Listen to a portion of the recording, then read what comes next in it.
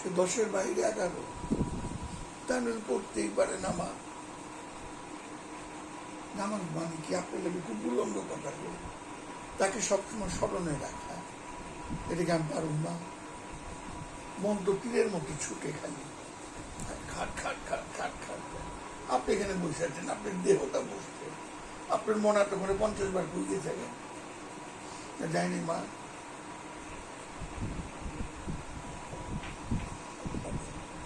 খুব লক্ষ্য করবেন, আল্লাহ এক, আমাকে একের মধ্যে আনতে পারে, আমার মন তো একের মধ্যে না। আমার পোলা কি খাইলো, আমার ব্যবসা কি, তার লোকে বাটপারি করুন, তার টাকা পয়সাটা মেরে খাবো। বউ ওই রকম, আমার তো কিছু দাম নেই তুমি জীবনে, আমার জীবন শেষ।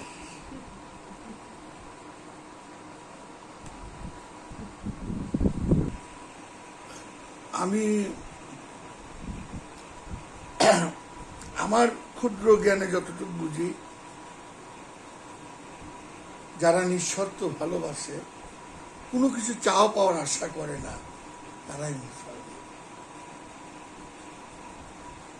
আশা করাটা একটা লোক।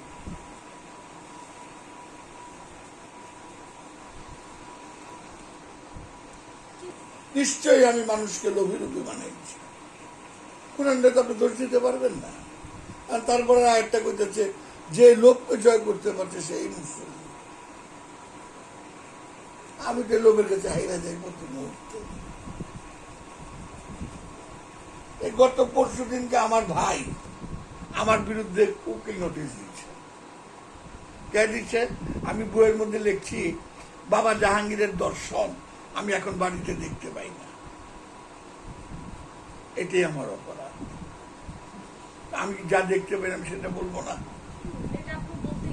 হ্যাঁ, এই সংজ্ঞাটা আমি জানি না। মা, আপনার ভালোবাসা বলে দেবে। যেমন বস্তু জগতে কোন একটা ছেলের যদি আপনি ভালোবাসেন, তার স্পর্শতা, তার চাহনিতে আপনারা বলে দেবে ও কতটুকু। 100% রাইট না হলেও 50% রাইট হবে নাকি না? এটাই না, এর কোনো সংজ্ঞা নেই, সব এটা উপলব্ধির বিষয়। পাইল, পাঞ্চাতন তো পাইল না আমার ওয়াইফ। না, আমি কেউ আগে দিব। লাল, আপনি কি কোথায় যাবেন?